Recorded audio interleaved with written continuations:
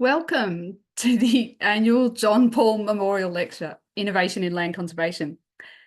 This event is brought to you by Trust for Nature with support from the Paul Family Foundation. My name is Nikki Munro. I'm the Senior Ecologist at Trust for Nature, and I will be your host for tonight's webinar. This year, we explore the topic of deep nature connection. How do we care for nature in these difficult times? There is no doubt that nature is in crisis. Last year in Australia, more species were added to the threatened species list than ever before. Weeds and foxes run rampant, and not a day goes by without hearing something about climate change. But despite this, there's still amazing nature in national parks and in our pocket bits between houses that we fight to protect and that we can enjoy and connect to. How we do that is the topic of tonight's webinar. Before we begin, I want to acknowledge the deep nature connection of First Nations peoples and their tireless work in nature protection that is so intrinsically tied to cultural protection. The First Peoples are the traditional custodians of the sky, land and waters since time immemorial. We must continue listening and learning from their knowledge and continuous cultural and spiritual connections. I acknowledge the long history of First Peoples' care for country and honour all those working hard to maintain their connection to country. I acknowledge all the First Nations people that walked and worked on the land that I'm on in northeast Victoria, including, it's a little list, but including the Palangamadang, Dudurawadagal, Waveroo, Bangarang and Yorta Yorta. I thank and pay my respects to their elders past, present and emerging, and I extend those respects to any First Nations people tuning in today. I also thank and acknowledge country itself, the first teacher that contains the nature that we love. Together we can protect, care and heal country so nature can thrive. Tonight's lecture is brought to you by Trust for Nature. Trust for Nature is one of Australia's oldest conservation organisations. For over 50 years, we've been working with landholders to protect habitat on private land in Victoria. We're the only organisation in Victoria empowered by law to place conservation covenants on private land, which permanently protects private land with natural, cultural and scientific values. Together with landholders, we have now permanently protected over 116,000 hectares of habitat on private land and counting.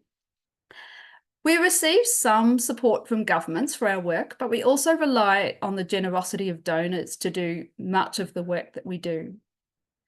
This annual lecture was established to recognise the impact of one of our amazing donors and covenantors, the late John Paul and his family.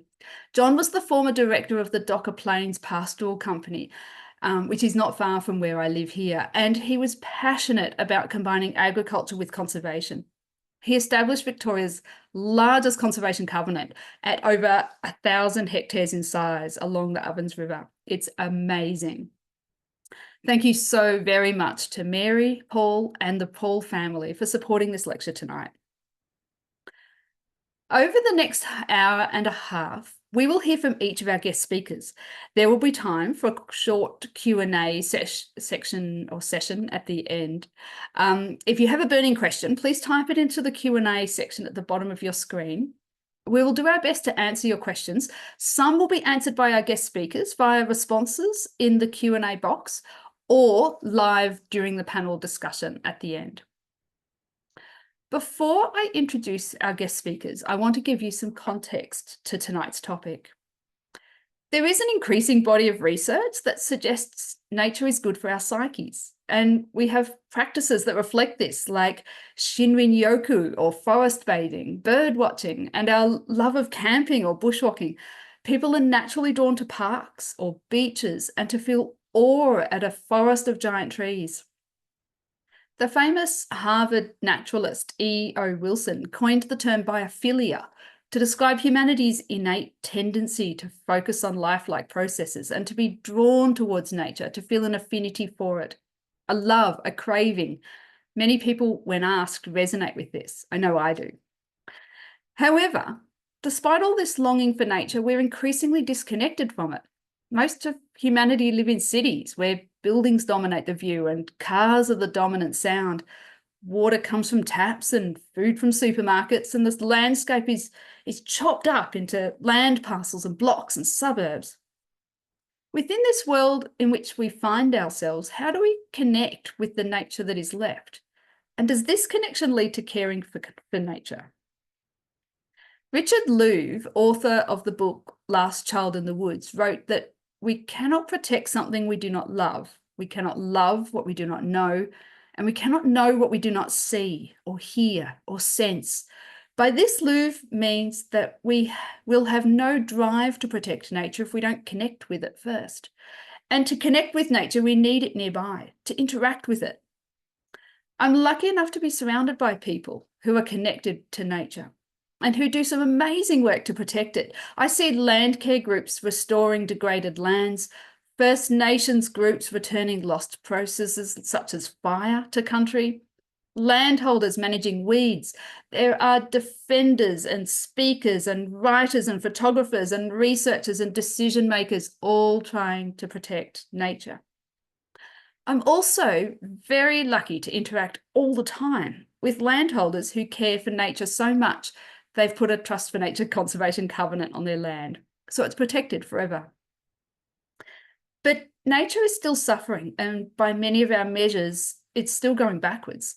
This year, the Earth Overshoot Day was on the 1st of August. That means that our yearly allowance of Earth's resources was spent by the 1st of August. That is, we had used all the resources the Earth could naturally regenerate for the year, and everything after that date is overshoot or eating into our natural capital. We need more people to look after nature, but the first step is to connect to nature deeply and truly. Let's hear from our guest speakers. This year, we have 3 wonderful guest speakers who work in quite different areas in the nature connection space. Tonight, we will discuss deep nature connection from an academic and a philosophical and practical lenses. I love the different perspectives that these 3 speakers bring to this space. Nature connection and nature care is also about human behaviour and values and motivations. So this is a complex space with many roads leading to Rome. So, first cab off the rank, I am absolutely thrilled to introduce you to Lily van Eeden. Lily is a conservation scientist currently at RMIT who specialises in how people interact with nature and how value and social norms change our attitudes and behaviours towards nature. I was first aware of Lily's work around the motivations for cat owners to contain their cats, while I was working with my local shire on cat containment laws. At last, here was some evidence for what motivates people, and it wasn't what we thought it would be. Lily might go into this. We can't really understand what motivates people to do what they do or don't do until we research this, until we ask them. I love Lily's research work for this reason. She does that asking. Thank you so much, Lily, for joining us tonight. Over to you. Thank you, Nikki, for that introduction. Good evening, everyone. I'm really grateful to have this opportunity. Let me get my slides. Are you seeing slides from me?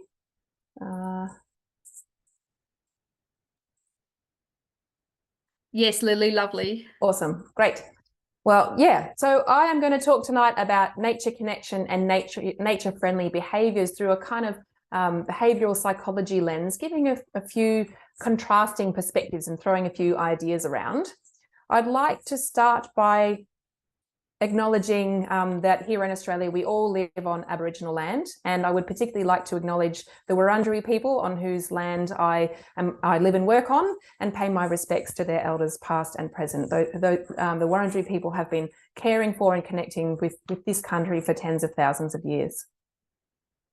When we think about protecting nature, when we think about nature conservation, in the past, the field of conservation biology has focused more on understanding ecology and ecosystems, but there's increasing recognition that to really have a meaningful impact on conservation, we need to understand and influence people.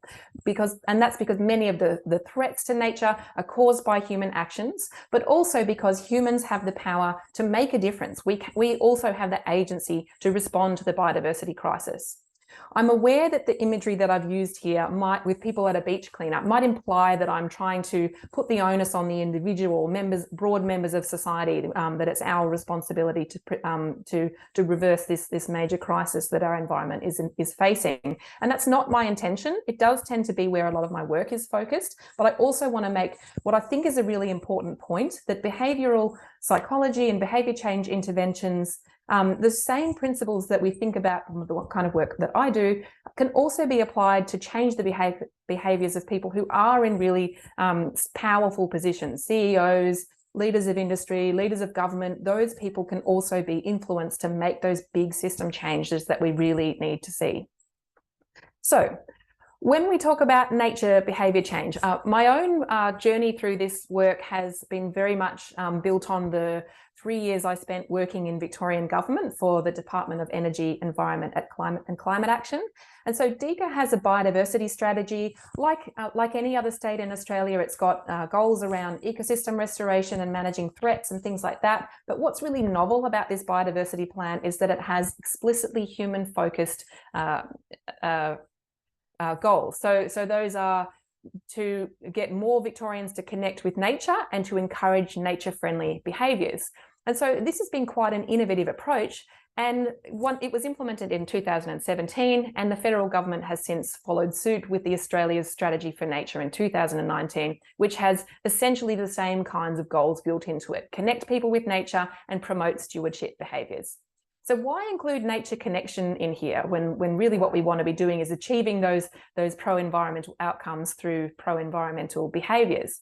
Well, that's because I think, as we heard from Nikki earlier, there is a demonstrated link between people's connection with nature and engaging in nature-friendly behaviours. So the more connected people are with nature, there's evidence and examples from research that show that those people are more likely to engage in vegetation protection, land restoration, wildlife-friendly gardening, wildlife-friendly agricultural practices, environmental advocacy. And this is likely to be a complex relationship. It can be hard to demonstrate which direction that influence is happening. Are we engaging in nature-friendly behaviours because of our nature connection, or is engaging in those behaviours actually strengthening our nature connection as well? There's also evidence to increasingly suggest that that childhood can be an important period to set us on that pathway to nature. Lots of people who end up in pro-environmental careers, and I'm sure many of you can relate to this, is that you can recall important moments throughout your childhood where you had positive nature experiences that set you on the pathway that you are on now. So connecting people with nature can result in pro-environmental behaviours and therefore can be good for nature, but it's also good for us. So there are demonstrated benefits that connecting people with nature can result in improved mental and physical well-being.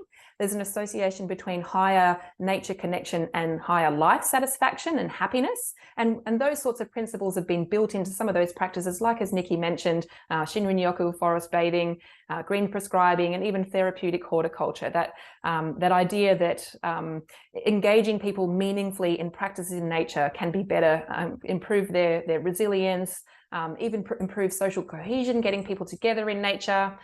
And there's also evidence that even just living in an area with higher levels of biodiversity can be associated with higher levels of well-being.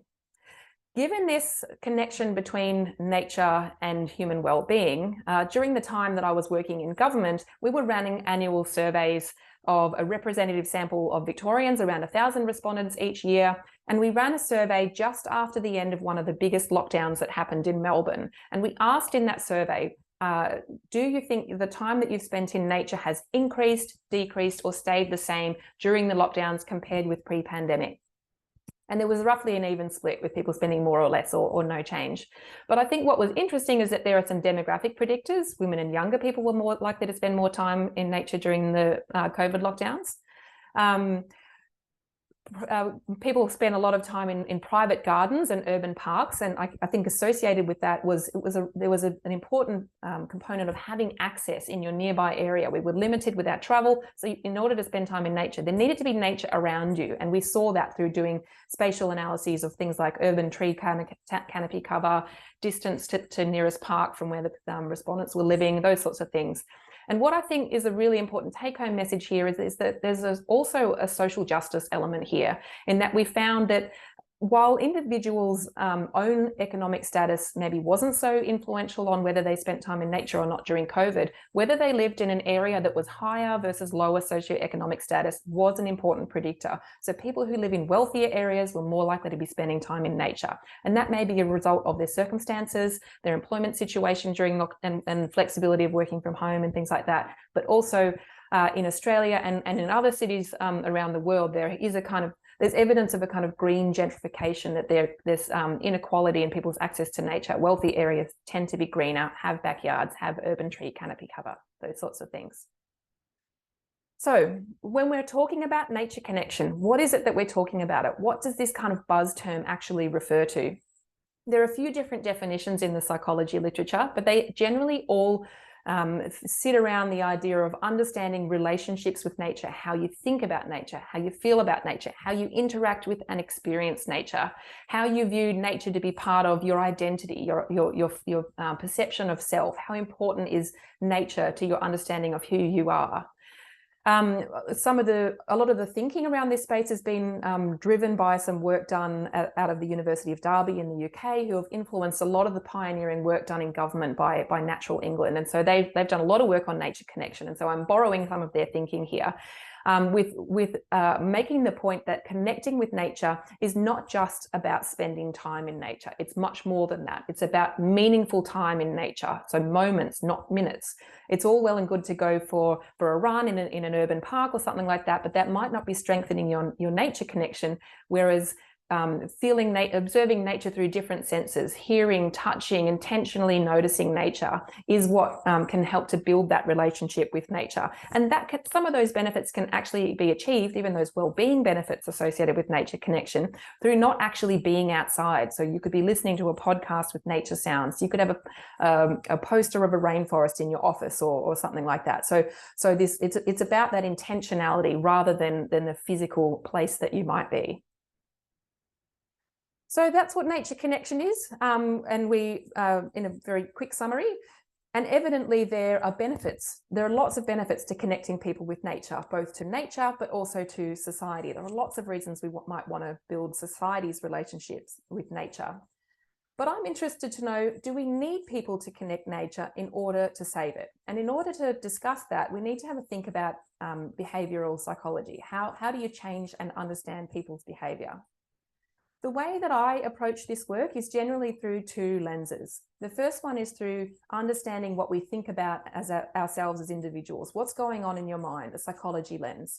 And so we need to understand things like emotions, attitudes, beliefs. And when I say beliefs, that might be beliefs about the consequences of a behavior, whether that behavior will result in something that you think is desirable. So whether or not you donate money to Trust for Nature, do you believe that there will be environmental benefit to you doing that? That sort of thing shapes whether you're likely to engage in that behavior. Perceived capabilities. So this may be real or perceived limitations on your ability to engage in something. Do you think you have the skills or the resources or the time that you need to do that behavior? Social norms is about how you perceive other people would expect you to behave, or how you think somebody who you respect would behave in that particular situation. Of course, what the kinds of things that we never do in a vacuum. It's not only about ourselves and what goes on in our own minds and our own beliefs. We live in systems, we live in societies, we're influenced by the culture we grow up in, we're influenced by institutions, by our workplaces, by societal structures, by policy, by legislation, by the physical environment that we live in and interact with, the climate that we live in, the infrastructure that shapes what we do. If we had better cycling infrastructure, maybe more of us would ride our bikes. You know, it's about the design of the places that we live in, that physical space and social and cultural space that influences what we do. It's then important to think about what we mean when we talk about behaviour. And I'd like to acknowledge that a lot of my thinking in this space has been influenced by the work that I did with Behaviour Works Australia over the last 3 or 4 years, who are based at Monash University. And they're really leaders in this space in Southeastern Australia. So I encourage you to look into their work if you're interested in the behaviour change intervention space.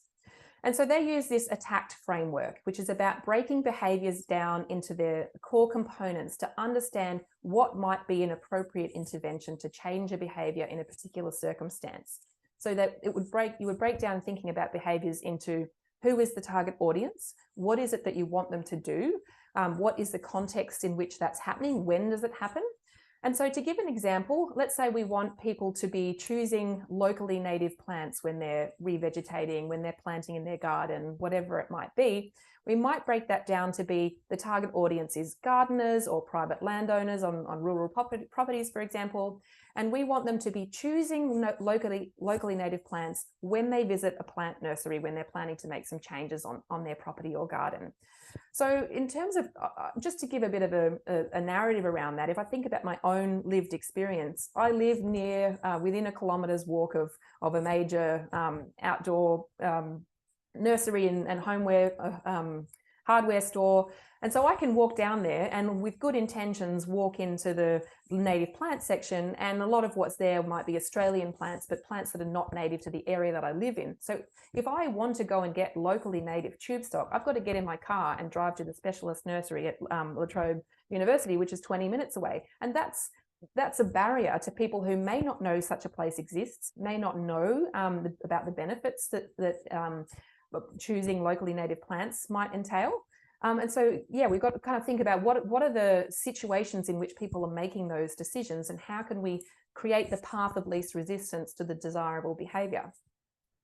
Once we know what our behaviour is, what the context is, and we can think about what the barriers or opportunities might be relevant to that behaviour, we can start thinking about what you might do to promote the behaviour or prevent undesirable behaviours. So starting from the more paternalistic stuff at the bottom, coercion, restriction, there might be legislation, there might be fines, there might be other forms of punishment. Enablement and environmental restructuring. That's kind of what I was getting at with the buying of locally native plants, is we've got to recognise how to reduce barriers and make it easy for people to do the behaviour. And then moving up to the one at the top, education. That's something that I think has gotten a lot of attention in the environmental management field over the last few decades. With this idea that if we give people more information, they're more likely to change their behaviours based on an improved understanding of the issue. But over and over again, we've learned and found examples that providing people with information, throwing facts at them, it is often not enough to change behaviours.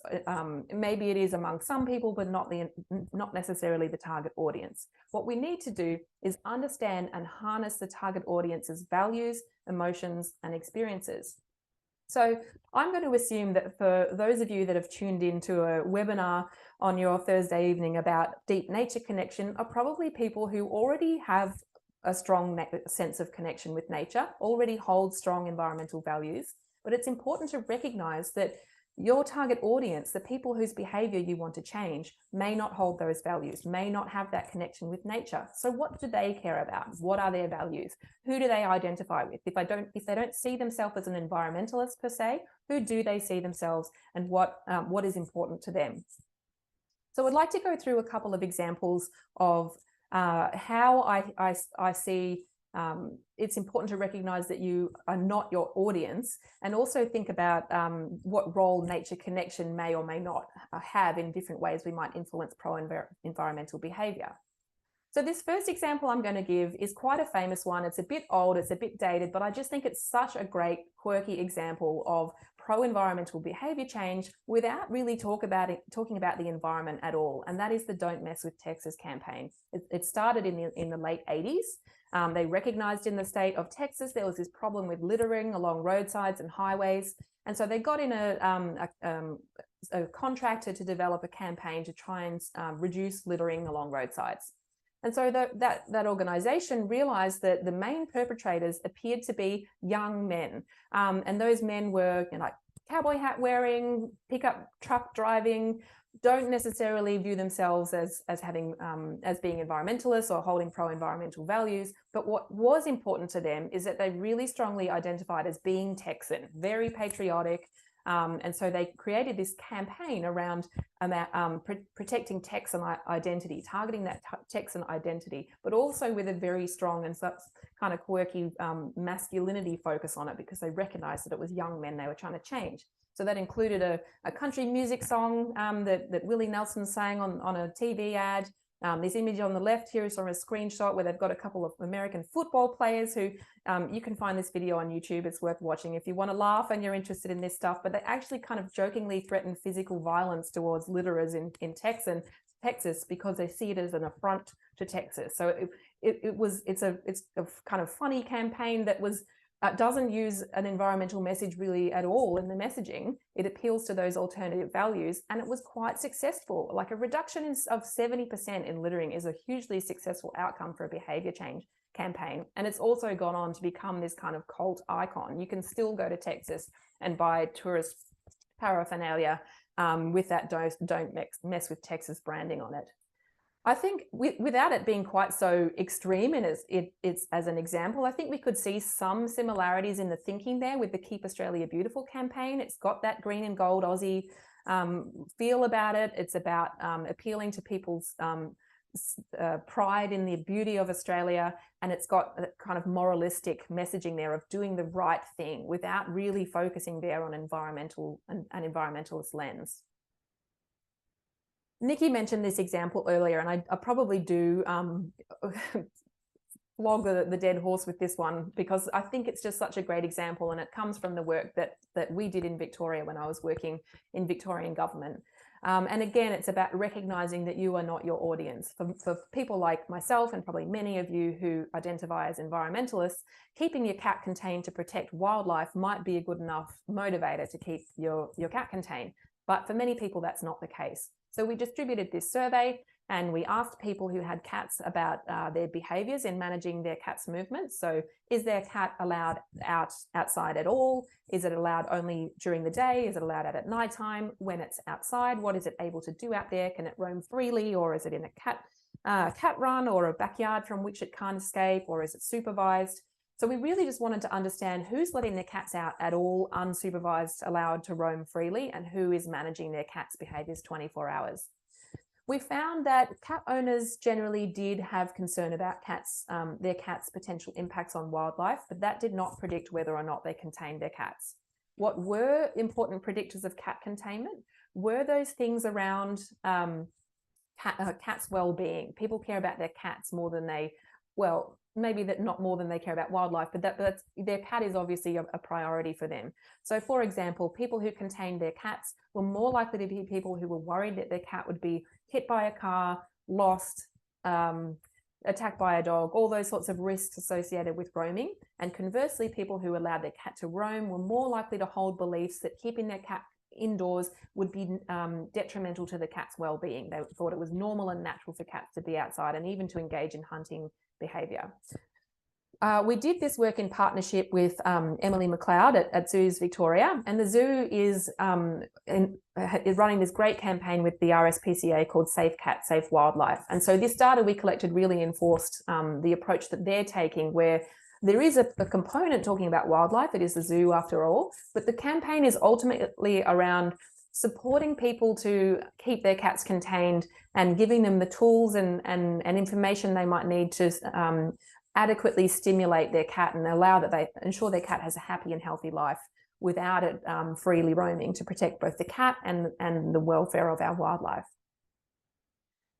I think it's also important to acknowledge that we did hear from respondents around the perception that it would be difficult to contain their cat. So if you're not containing your cat, lots of people said it would be too hard for them to do so. And I think that speaks to the fact that breaking habits is really hard. If you've had a cat for 10 years and it's always been allowed to go out, it would be hard to change the cat's behavior, that it didn't run through your legs whenever you open the door. It would be hard to change the behavior of yourself and also your family members who might leave doors open and things like that. So that, when thinking about behavior change campaigns, might suggest that the best targets for something like this might be people who are getting a new cat. They're new to cat ownership. They can establish those new good habits, or people who are moving house and moving into a new area, and so their physical situation is changing, and so they can create better habits potentially in their new situation. So I hope from these examples you've gathered that it is complicated understanding how to change people's behaviour, but environmental values are not necessarily going to be the motivator of your target audience. So to return to my original question, do we need people to connect with nature to save it? As I hope I've demonstrated here, there are lots of really good reasons why we should be encouraging people to connect with nature and also connecting with nature ourselves. It benefits society, it benefits our well-being, and there's also some ways in which it can benefit nature. But it's also important to recognize that the relationships there are complicated.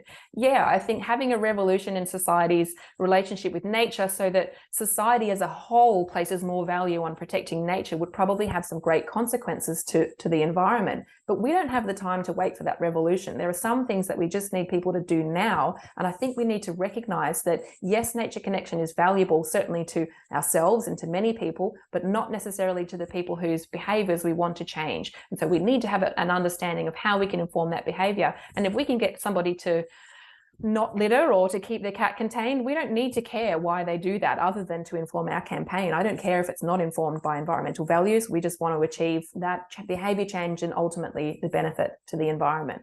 So I hope I've thrown around some contrasting and useful ideas here.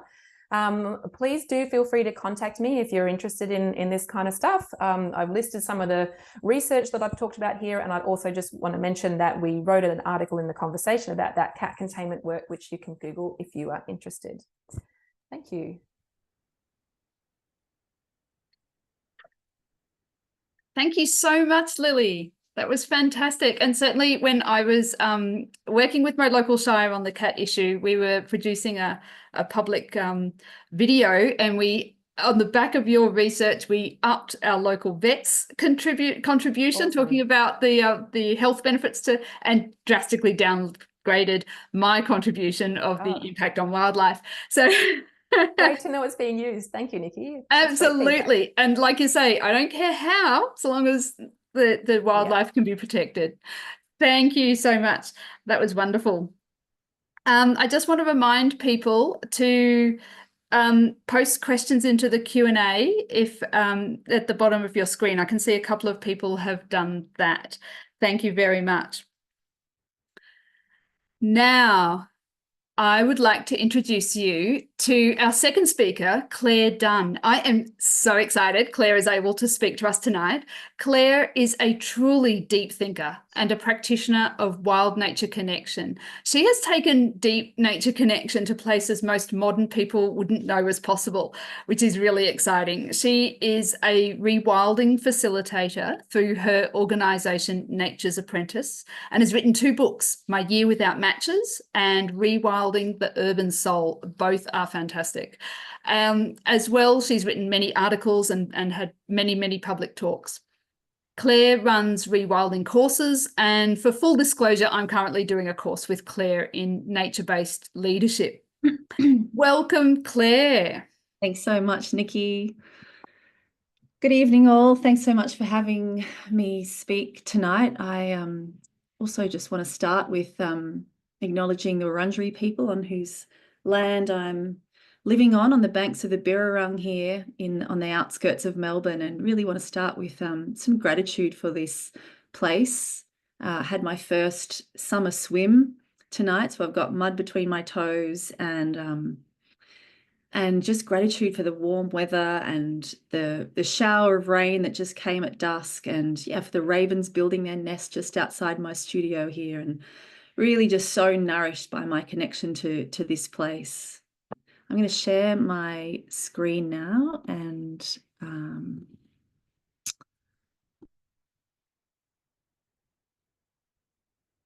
there we go. Can everyone see that?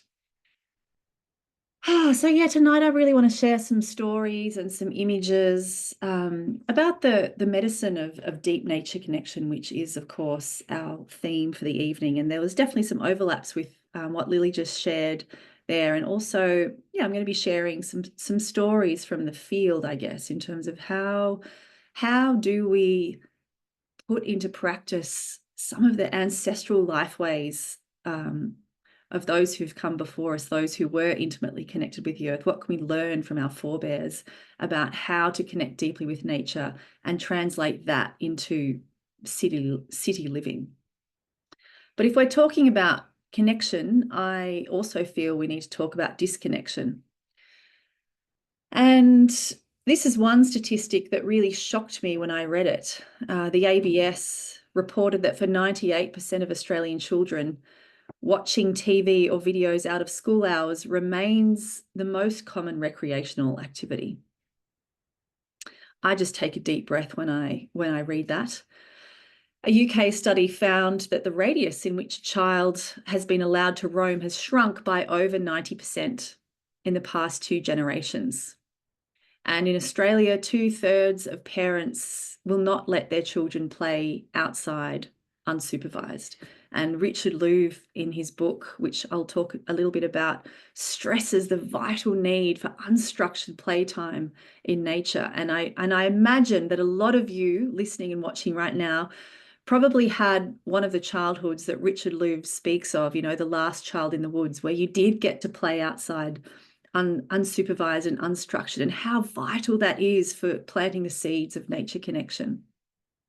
My heart breaks when I read these statistics and think of my own childhood roaming free on the farm, and how much that has shaped me in my love for country, and now that of my children, who live an almost screen-free life, even though one of them's a teenager, and are enchanted by the wild nature in our backyard, and pick food from our garden and bring in signs of seasonal changes to our family altar. We really, really instill deep nature connection in our kids, and really see the gold in that. And of course, many of us live in cities. Actually, in a tipping point, more than half the world's population now live in urban areas, and a proportion that is meant to increase to 66% by 2050.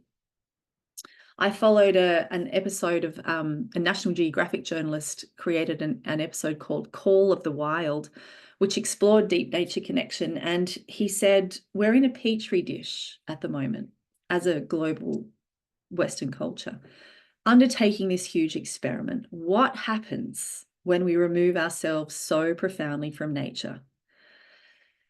Well, I know I'm preaching to the converted here, but let's just take a little look. One of the first researchers to pull together the cumulative impact of these changes was Richard Louv, that Nikki mentioned.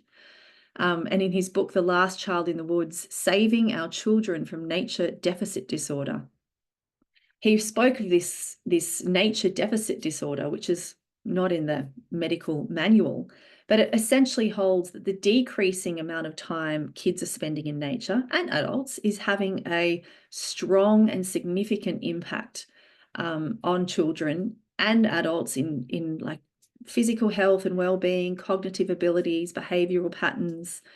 I mean, of course, it's not surprising, but you know, this book made it to the Oprah Winfrey Show, and suddenly everyone was talking about the need to replace screen time with green time.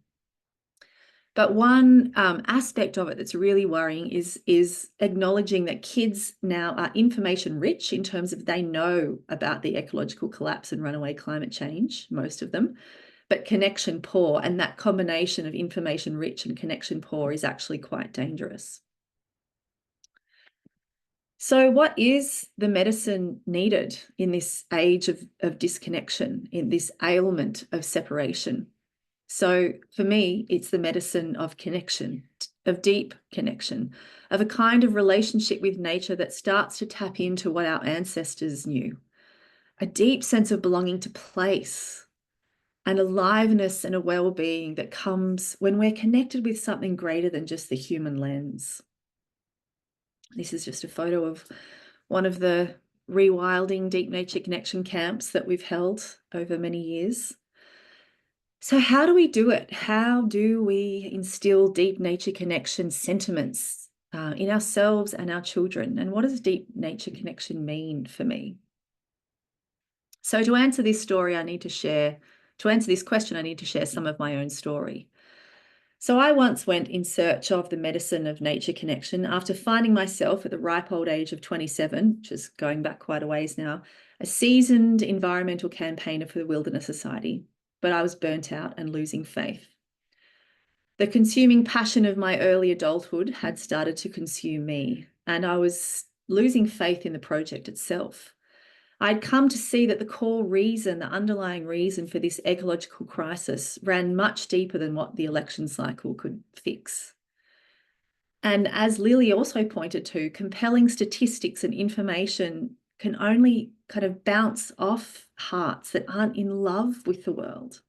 Information itself does not change behaviour. So I saw at its root, what I was trying to fix was actually a psychological and spiritual problem. Our illusion, Western culture's illusion of separation from nature. And I knew it because I was starting to feel it in myself. And so I left my career as an activist and went in search of this deep nature connection medicine. And the first step I took was following a friend to a 4-day course called Nature Philosophy, which was bushcraft, tracking, expanded sensory awareness, deep states of observation, and really, like Lily pointed to, that the moments in nature of quality attention. I found myself rubbing sticks together to make fire, eating berries from the forest, sleeping in a survival shelter made of leaves. One moonless cold night, we were sent out in the forest in blindfolds and bathing suits and told to walk towards the sound of an occasional drumbeat. Taking my first blind steps, my teeth were chattering so hard I thought they'd shatter. But an hour or so later, when I felt the warmth of the fire circle, my steps were sure and smooth. My senses were so switched on, and I felt more alive and connected than I could remember. So I kept following this trail of aliveness. I studied at a tracking school in the United States, collecting more skills, more ancestral lifeways on my tool belt. And then I made a bold decision to leave everything behind and enter the forest for a whole year as nature's apprentice, fiercely committed to observing the changing face of the bush and myself over 4 full seasons. I wanted to know intimately what I'd come to understand as the sacred order of survival: shelter, water, fire, and food. So our first challenge was building our own shelters from forest materials that would stay warm in sub-zero temperatures and dry in torrential rain. Well, paper bark, I found, is not the natural equivalent of corrugated iron, and after my initial experiment, I decided to thatch my shelter with grass. So bundle by bundle, over many hours and days and weeks, I started to slow down, foraging materials to build my own shelter, my own cocoon, like all the other forest creatures that I was so intent on connecting to and observing. Fire was a fierce teacher of mine out there in the woods. I made a firm commitment to only light fires by rubbing sticks together. I had blood blisters the size of 20-cent coins on both my palms, and still there is nothing so satisfying for me as sitting by a fire that I've created with my own hands, using the method and materials that have been used on this land for thousands and thousands of years. Fire is life, and I know that now in my bones. And then there was all the other long-term wilderness skills: tanning hides into clothing, pottery, bird language, basket weaving, rope and string making, home crafts, animal tracking, gathering, foraging, natural camouflage. Each one of them was a doorway into a greater intimacy with my environment. The wall of green that I first encountered increasingly revealed itself to be food and pharmacy. The birds came in closer on their breakfast run. I relished being in such physical relationship to the elements, to the fundamentals of my survival. I felt at home. In winter, I wandered the land without time or destination, sitting, watching, tracking, making fires, climbing trees, kind of being a kid again. The wild world opened itself to me over the months. It was like a dial was turned up, and everything grew more colourful, more charismatic and mysterious. Trees and birds and places on the landscape began to feel like kin. I began to get to know individual species, birds. Sometimes there were experiences that I can only describe as numinous, the sight of the moon rising through the canopy or the platypus at dawn. These times I felt most connected to something greater, to a life force that moves through all things. I wasn't interested much in words that year, but in a language older than words.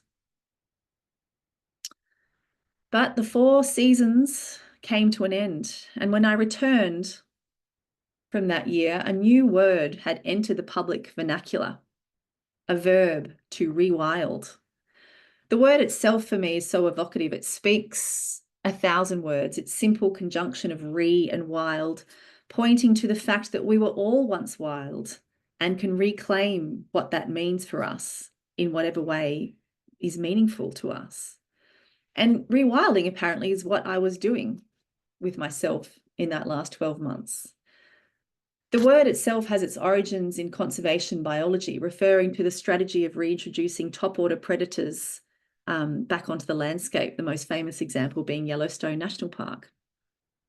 But this human rewilding movement, just as the natural rewilding movement seeks to restore agency of ecosystems, this human rewilding movement seeks to restore balance and vitality to our inner ecosystems by protecting and cultivating a relationship with a quality of the wild. Not wild as in wilderness, but the wild that might be the rambunctious park down the road from you, the sky as the storm rolls in, or tracking the powerful owl call on the riverbank of the Yarra, just here at my doorstep. So this rewilding acknowledges that as we've systematically controlled and tamed nature in the Western world, we've simultaneously controlled and de-wilded ourselves. And then the result is this range of psychological and physical ailments that Richard Louv and many others now talk about, including, of course, the epidemic of loneliness. But rewilding was suddenly the in thing. There's Facebook groups dedicated now to traditional skills, foraging, natural movement, wild medicinals, bushcraft. Bush kindies for school kids are sprouting like rocket seeds. And rather than traditional environmental education spaces, these are immersions in the wild with nature as the teacher and the apprentices mud-covered and bright-eyed. One Huffington Post pundit predicted rewilding to be the next big human movement, a kind of post-environmentalism. One reason is that in contrast to the back to the land movement of the 1970s, rewilding is as much urban as it is rural. It's reconsidering everything from our food to our footwear. It's Sam and his barefoot runners in Centennial Park. It's Shelley harvesting the edible weeds and making a salad to share with her community. It's the potluck dinner in the street to celebrate the spring equinox and the return of the sacred kingfisher. It's bringing together nature and culture.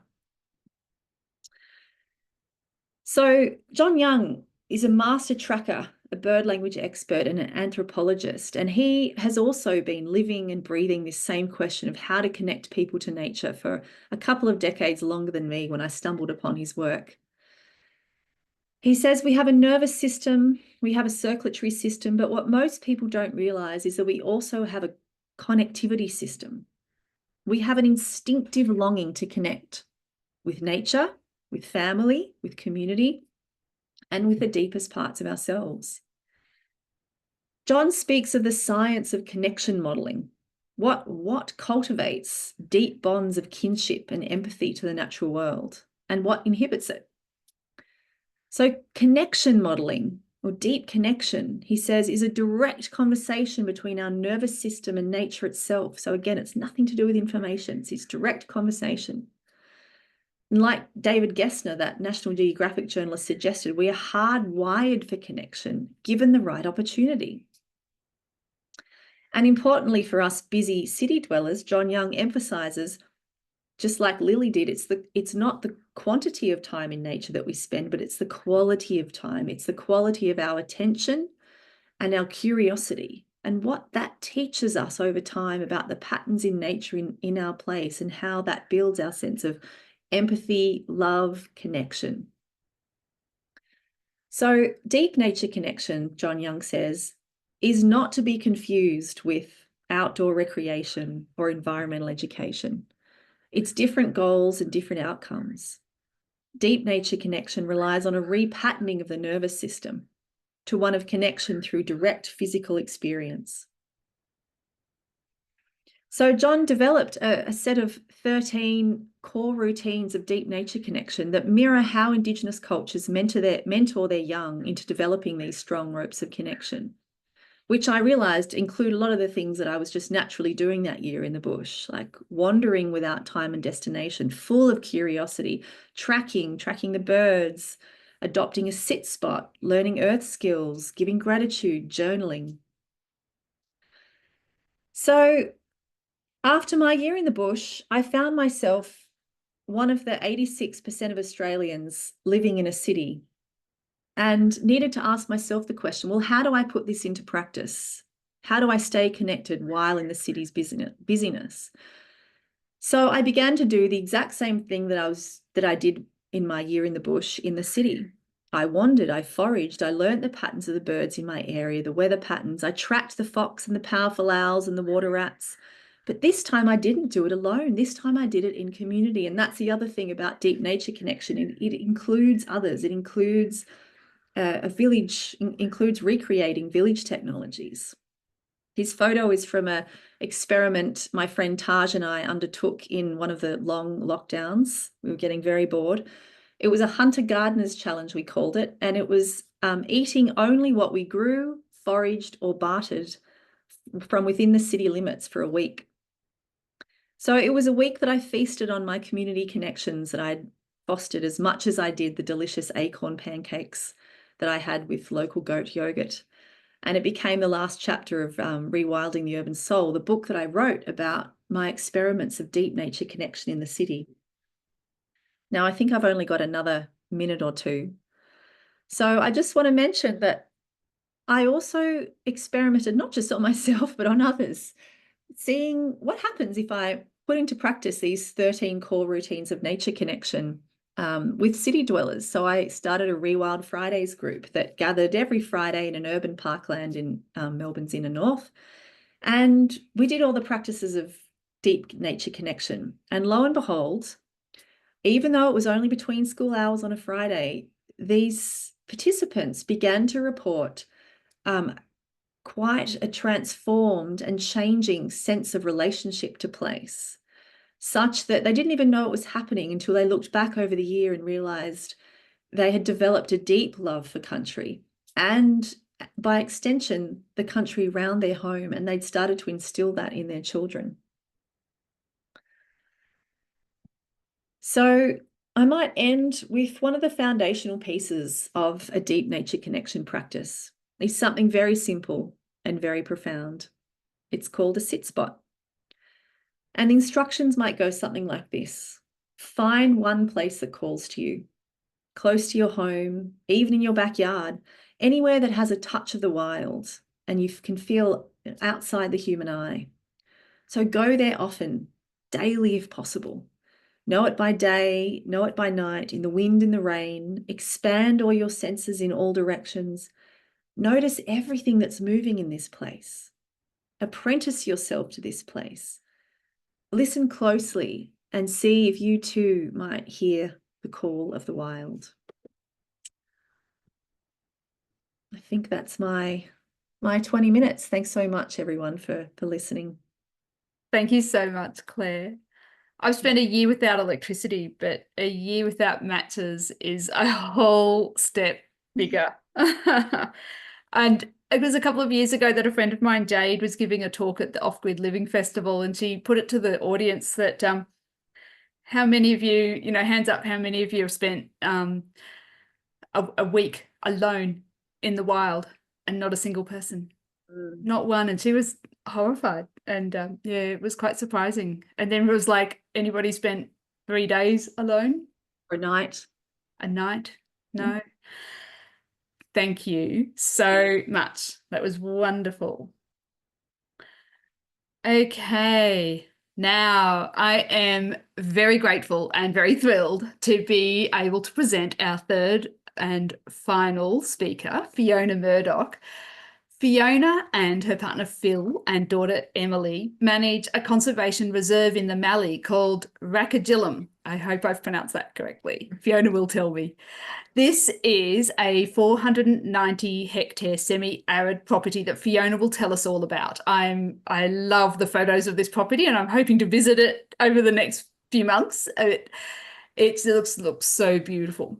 Fiona is also a covenantor, a restoration ecologist, and is passionate about connecting people with the Mallee and her property and all its conservation needs. Welcome, Fiona.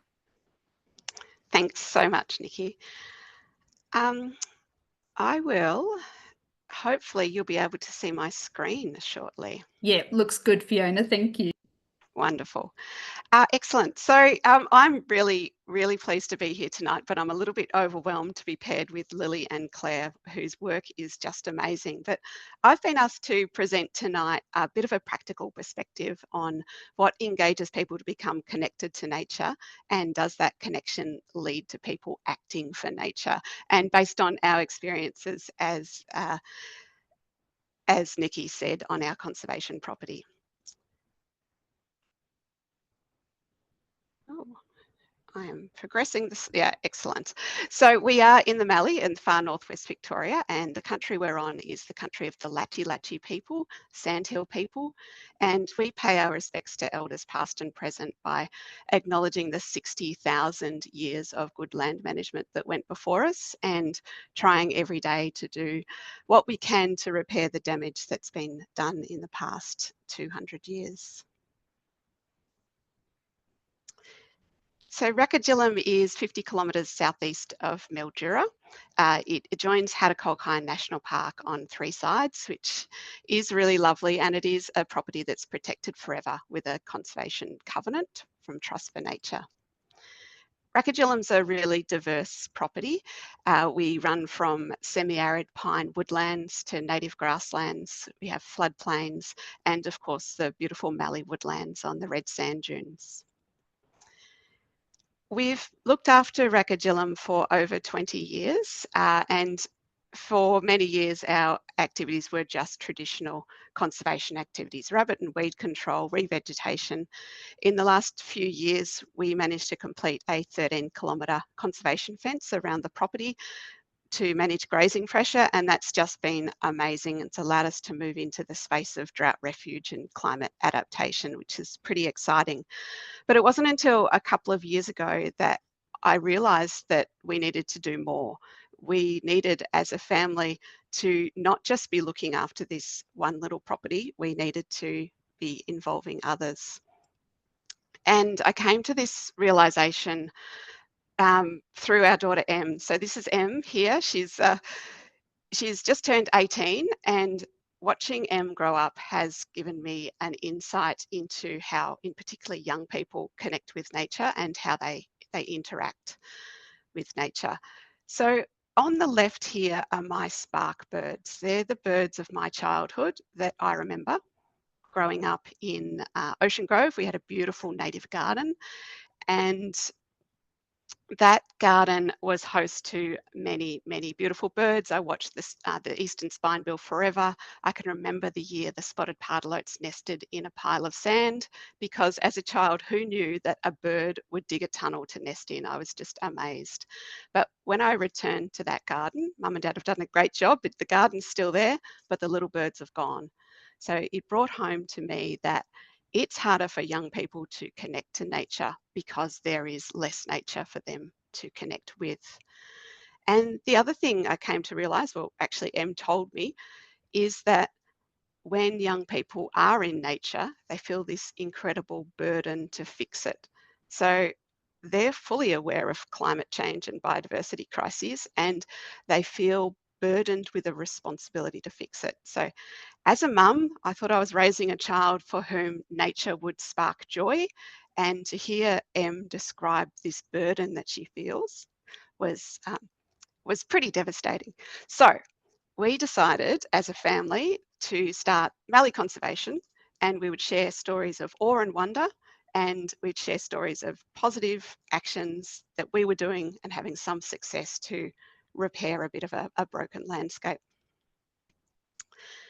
So I'm a huge fan of Lily's work, and now I'm a fan of Claire's work as well, so thank you, Claire. And I have a really simplistic interpretation. I think that awe and wonder are really important parts of connection to nature. And the way I see it is when we tell people that there's a biodiversity and climate change crisis, the easiest response for them is to retreat into self-defense and to ignore it.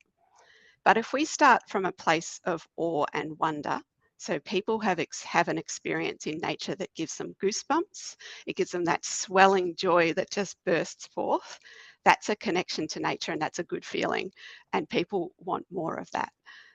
But when they go searching for more of that connection to nature experience, they will come to the realization on their own, we don't need to tell them that there's a nature crisis. So when people come to the realization on their own, they have a desire to act. And that desire comes from something that they want to do rather than something that they're told to do.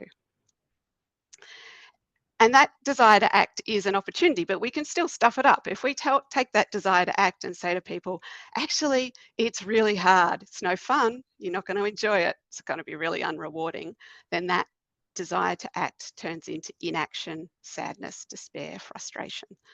So with Mallee Conservation, we decided that we would just share the things that we were doing, and people could take from it what they wanted. They could participate in the activities that they enjoyed, that gave them joy, and that would lead to action and more action beyond that. So awe and wonder and things we were doing. We have we just share stories, basically. It's about giving people the opportunity to take from it what they want. So what have we learned in the past few years of social media and websites and having visitors and volunteers on Rakajilum? Well, we've learnt that birds are a gateway drug for conservation. We use them a lot to tell our stories because they're colourful, often colourful. Most people can see them in their backyards, and they're a really amazing thing to start people's interest in conservation. And there's also a really, really friendly birding community out there to help people along their journey. So a birding community of friendly people can move you from a nature noticer to someone who's a nature lover. And I observed that in our own community, we had someone who posted a blurry picture of a pied butcherbird and said, "Is this a magpie?" And the birding community responded in such a lovely way that that person went on to post more photos. And over the months that followed, she and her children became avid bird watchers on their walk to school every morning. So had the birding community not responded in such a positive way to her first question, that wouldn't have happened. So birds are a real good way of engaging people. And we use things like pink cockatoos to tell stories and to give meaning to our activities. So we're not just planting trees, we're planting pine trees to provide food for pink cockatoos, which are gorgeous. And okay, it's going to take 170 years for a tree hollow to form naturally, but there's some really cool scientists out there who are having great success carving nesting hollows with chainsaws in Wyperfeld National Park. So there's some good things to come out of what might be initially overwhelming, waiting 170 years for your tree to grow. The other thing we've found that sparks interest in people are conservation dogs. So we have a couple of Hungarian Bischlers. They're really good. If you put them in a photo, people will actually notice the plants that are also in the photo. But people are very interested in the concept of using dogs to help nature. We know how much we spend on our pets, and we know that people are very passionate about their pets. So combining dogs and nature is win-win. We use our dogs also as to help us with rabbits and fox control, and we're training the youngest up, Ruby, to be searching for butterfly eggs of a rare butterfly that we have on our property. I thought she'd be the first dog in the world to be a butterfly dog, but apparently there's already a dog in South Australia who has been working in this space for a while. So dogs are, conservation dogs is an innovative conservation solution that really quite appeals to people. We take notice of the wonderful science communication from people like Anne Jones and really believe that humour is such a valuable communication tool. So I feel that if I enjoy writing a blog post, then hopefully people will enjoy reading it. So I really enjoyed researching poo facts for this emu post that I did about how far do emus walk? How long does it take the food that they eat to turn into poo? What grows out of the poo? And why do emus eat charcoal? So that was all part of the research that we did for the Great Emu-led Restoration Project. So basically we have some emus from an emu farm, we feed them seeds and berries. They have a job description which is eat, walk and poo, and they're part of our restoration team. And that sort of story resonates with people as well. We focus on the weird and unknown. This is a sand turd. If you've been to the Mallee, you will possibly encounter a sand turd, and it's the great mystery what creates the sand turd. So we can reveal the identity of the sand turd beetle, and that's always a bit of fun. We promote nature's treasure hunt. So as a child, I loved going on treasure hunts. I think I still do. I think maybe some of us all still love a treasure hunt. And with apps and social media that we have today, we can find the most cool and interesting critters in our own backyards. So this guy here is the abnormal jewel beetle, and it was lost to science for 70 years. It went missing, no one could find it.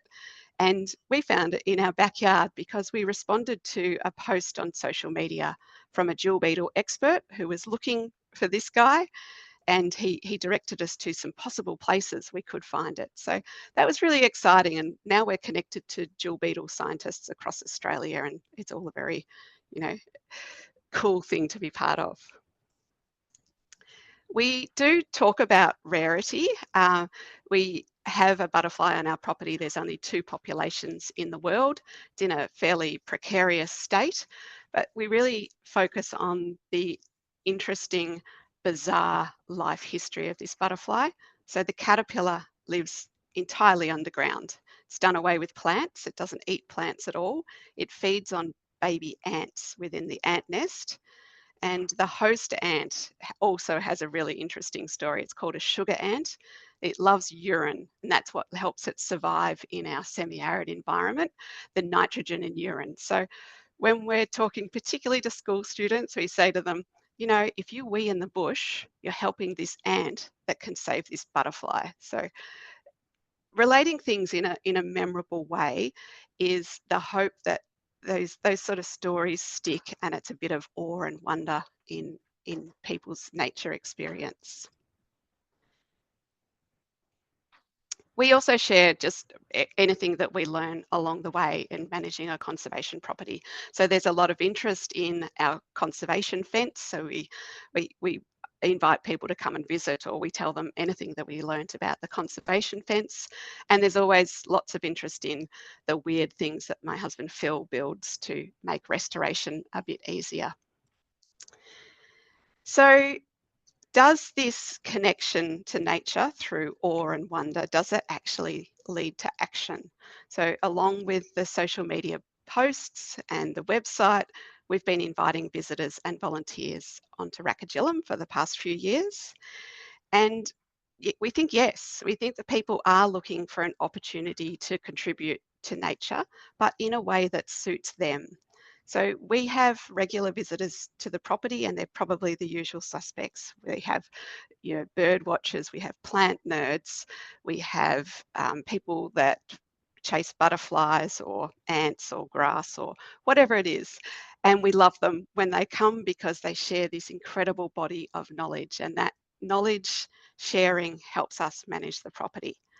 But we've also found that there's this interest from people who are not the usual suspects. So we were approached by regenerative communities, and they were looking for a place to run their workshops that connect mindfulness and being in nature and art. And we're not arty people at all, but we saw this as a huge opportunity. So friends can be found everywhere. And through these workshops, we met this entire group of people that we wouldn't have encountered otherwise. So it's a whole range of people that are interested in acting for nature. We're really lucky. We have probably the best couple ever who come to our property twice a week to do weeding. And that's what I mean about giving people the opportunity to act in the way that suits them. So Phil and Judy come to Rakajilum, they spend the day weeding, and I say to them, why? Why am I so lucky to be hosting you? And they say, well, we like the autonomy and the freedom that you give us to be on the property. We like that our work is appreciated, but we also like that we're not tied to the property. We can come here and we can come and go as we please. We can take off on holidays, and we're not tied to the property, but we're contributing. And we've thought about this, and we do draw on volunteers from our local community, but we don't rely on them because we understand that our rural community is small and they're already overcommitted. So we were looking at, well, where else does volunteer labour come from? And we realised that there's this huge pool of people who live in Melbourne primarily, but right across Victoria, who are interested in contributing when they can, but without any strings attached, just contributing as they're passing through. So this is Claire and Daniel. They're an amazing couple that called in on their way to somewhere else, and they spent a week using their professional photography skills from Current Line Productions, filming our rare butterfly. And they were really happy to contribute their skills as part of our conservation effort for this butterfly. And then we just have, random people, like Jeff turned up and he said, "G'day, I just want to do something useful." So we set him off brush cutting, and away he went, 13 kilometres up one side of the fence and 13 kilometres back the other side of the fence. It was incredible. We were so grateful. And he said, "It is just so much easier for me to volunteer on private land rather than public land, because I can do it in my own time, in my own space, and I can just do what I think needs to be done." And I talked a little bit before about the school groups that we host. They're a really good example of, we try to give the students from Carey Baptist Grammar, 270 of them turn up for a month every year and spend a couple of days on Rakajilum. We try to give those students the opportunity to participate in the way that they want to. So we run tree planting activities with the students. We show them how to plant a tree, and then we let them loose. But we don't say to them, "You've got to plant 100 trees." We just let them be in nature. And some of them are totally engaged. They'll plant as many trees as they can. Some of them will plant a couple of trees and then they'll drift off and they'll sit in the sun and they'll listen to the birds. And others will plant no trees at all because they're having too much fun playing around in the muddy water in the planting hole. And that's totally okay too, because their spark moment might be being allowed to play with mud in nature, because it's not something they're normally allowed to do. These students come up from Melbourne. Most of them have never experienced the Mallee environment before. Most of them have never planted a tree before. So it is challenging to work with school students, but I really recommend it as one of the most valuable and rewarding things you can do. So if anyone does have the opportunity to invite students to be in nature, it's a really wonderful thing. And we use the same approach as we do on the website. We try to keep it fun, keep it light. We don't mention the biodiversity crisis because the students are already well aware of that.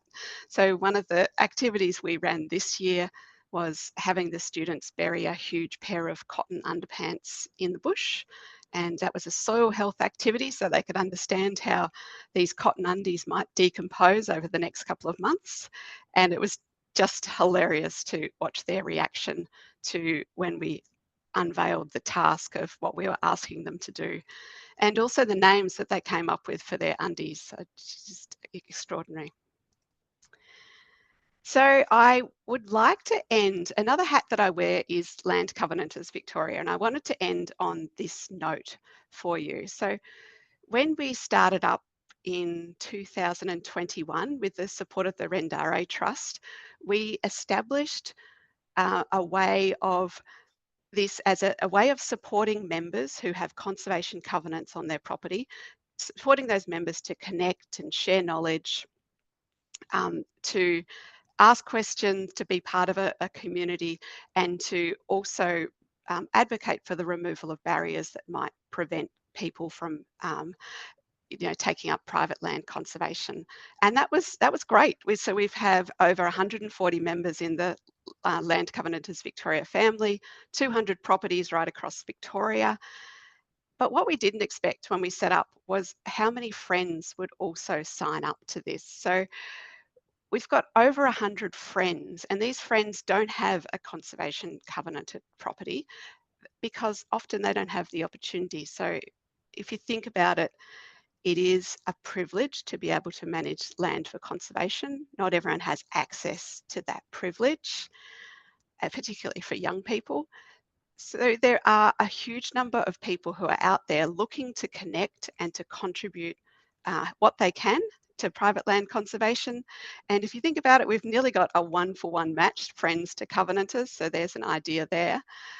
But it really is, there is a desire for people to connect with and to act for nature if we can provide the opportunity for them to do so on their own terms. So yeah, really happy to connect through all the usual channels. Like to definitely acknowledge the support of the Jessie Chaplin Birch Trust, who support all the strange ideas that we have for fun things to do on Rakajilum. And very much Nikki and Trust for Nature, thank you for having me along tonight. Thank you so much, Fiona. That was just awesome. You really highlighted some of the benefits of private land conservation, which we in Trust for Nature, sometimes we just rattle that off very quickly. Private land conservation, yeah. And until you stop and think what that means, that private land conservation means that there is a landholder on that land, loving, doing, acting, and connecting. So that's you've just highlighted that, and oh my gosh, I love the underpants. That is hilarious. So much can be so much mileage from soiling your undies. It's a great way of engaging kids. You will have heard all the jokes, I am sure. Thank you. Okay, well, thank you so much to all three of our guest speakers. So a few questions have landed in our Q&A box, and thank you so much for those who've asked questions and to those who've answered them.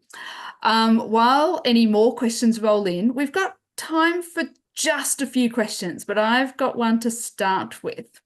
And I wouldn't mind getting each of you to answer this, maybe starting in the same order that you spoke. But my question is, if you could change just one thing, policy, structural, personal, that would improve people's nature connection or their action, what would you change? Can I go last? Can I dwell on that? Sure, of course you can. Can we do it in reverse order? Can I go first? Absolutely. I would change resourcing for early childhood education. I think connecting with nature begins earlier than kindergarten, but I think it's a really good start. And to hear about the hours that children spend in a space with so many other children without that solitude and ability to connect with nature, that's what I would change. I love that. Yeah. I used to do a bit of teaching in like bush kinder and things like that. It is so impactful. Thank you. Claire, do you have something? Okay. I'm also going to focus on kids, but maybe the next age up. the kind of middle childhood. If I could, I would make it policy that one day a week the school curriculum would be all outside and no screens, just deep nature connection practices, farming, gardening, unstructured playtime in nature, just free roam in a wildish place. And maybe every holidays, there's funding for families to go along to a kind of wild village camp where 20 families get together with some deep nature connection mentors, and they experience just for even a few days what it's like to be in a nature connected village. I love that. I was so lucky to have my son in a school in Canberra where one day a week was exactly that. They walked out the back of the school to the bush and spent the day there, and it was so good. Yeah, it was wonderful. Have you got anything, Lily? Yeah, I'm going to give an answer that is maybe a little bit general, but I guess my focus would be around helping people to recognise and appreciate the nature that's right on their doorstep. Recognizing that nature isn't just out there. It doesn't have to be far away. We live in cities where there are threatened species. There's a huge diversity of plants and animals and diversity of ecosystems right here in the cities that we live in. So I think my emphasis would be on recognizing that there's a lot that people can do if people want to be volunteering, revegetating. They don't need to go to a rural property or a national park or something like that. You could be doing it in your street verges. You could be doing it on the balconies of your apartment, for example. So I guess that's a kind of not very specific. How would you achieve that? But I do think putting that emphasis on the green space that's in the small, unnoticed places in cities has a lot of potential. Yeah, thank you, Lily. I completely agree. And there are so many wild pockets, especially in Melbourne. They're wonderful. Maybe just a very quick snap from anybody who wants to answer this, but there was a beautiful question in the Q&A that was talking about equity between, how do we make nature connection not the domain of the rich? I know it's been answered in the chat, in the Q&A, but the recording won't pick up on that. So I wonder if anybody can speak to that really quickly. We've just got 3 minutes or so, and that's it. I did give an answer to that, and my answer was, I forgot to say this on my slide due to fear of running out of time, but the work that we did in that survey of asking about people's time spent in nature during COVID, and as I said, we recognised there was that social justice issue around access. We then went on, as a result of that work, to be working with the Victorian Government's Melbourne Open Space for Everyone program, which is around sort of planning where urban green space is, how that's managed, and those sorts of things. And so there is a recognition that that's an issue in Australia, that's an issue elsewhere. And I think programs like the Greening the West program, for example, I mean, Western Melbourne tends to be quite culturally diverse, and so that program is about increasing urban tree canopy cover, including from the perspectives of kind of managing the heat island effect of living in these concrete jungles, I guess. But yeah, there is that recognition that the wealthier suburbs like the inner east, for example, that are tree lined, we need to put that effort into creating those opportunities and that nature biomass and diversity in places which may be less advantaged, I guess. Yeah, thank you. Once again, in Canberra, where I lived for 13 years or so, they've got a very strong policy on little parks that every house needed to be within, I don't know, X 100 metres or something like that of a park. There were little parks everywhere. It was wonderful. We're all a little bit boring and all the same, just grass and a playground, but at least it was a park. There's potential. Claire or Fiona, did you want to add to that equity issue? I mean, only to kind of point out that, of course, nature time is free. And one of the kind of lightning bulb moments that a lot of participants in my courses have is when they realise that they can forage really nutritious greens for free. They don't have to pay for the organic spinach in the organic shop, that it's actually all there and abundant, and actually a service removing weeds. And one step that I've started taking that direction is engaging local councils to sponsor people from diverse communities to the nature-based leadership training, which is just slowly happening. But I guess it's reflecting mainstream acknowledgement of the importance of nature connection. But it's an ongoing question for me and a really important one. Yeah. Fiona, did you want to add anything? I absolutely loved your take on land access. I think it's a very big issue generally. Did you want to add anything to this space? Yeah, just that it's something that sort of came to me from left field. I live in the Mallee. The cost of property in the Mallee is quite low, so it was quite a low bar for us to get over to purchase land for conservation.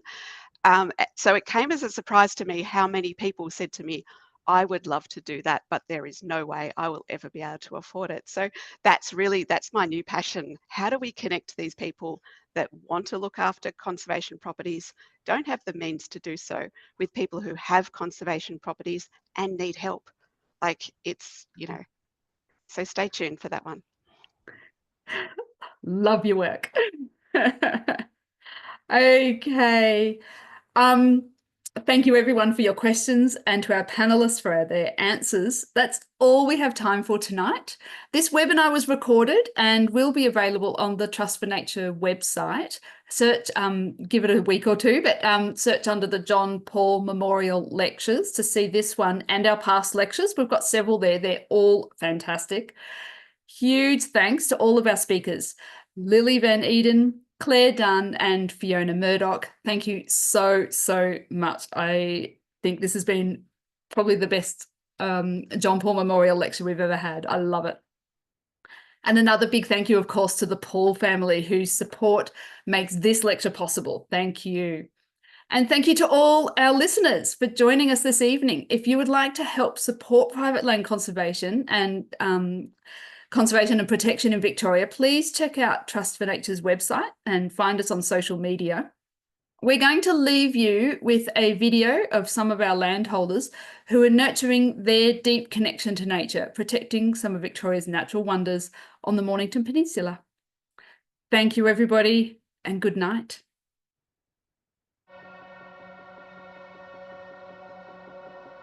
I can't believe that we own 32 acres where we can just immerse ourselves, we get away from all the toils and anxieties of life, and you're one with nature. So I'm Rudy Michelson, and this is my wife Jennifer, and we're at our bush block that we love here in Borneo. We're sort of halfway between Arthur's Seat and Greens Bush National Parks, and we're on Bunurong country. We acquired this property 11 years ago. We thought, that what a wonderful block of land. Bugger it, life is short. Let's just buy the thing. It just feels wonderful to see some of the original vegetation and endangered species. Everything from the charismatic powerful owls. I'm looking out for tea tree fingers fungi, which is nationally endangered, which we should have on the site. Like, there's so much to learn. You never stop learning about it. Jennifer and Rudy are prime examples of the types of custodians we see across Victoria. They're passionate, and when they talk about their land, it comes from a deep place of hope and care. I'm Corinne Prosk, and I'm the CEO of Trust for Nature. Trust for Nature is looking at encouraging landholders significantly to think about nature and protection. So we help build that estate of Victoria that needs to be protected forever. We have covenanted the property here because we want every level of protection that we can to preserve this block. And we want to preserve the block in terms of fighting off invasive species and in the legal sense too. It's also really important because it is adjacent to the national park, and very often the most important public land and private land is the meshing of the two. We really need to get a tessellation across landscapes.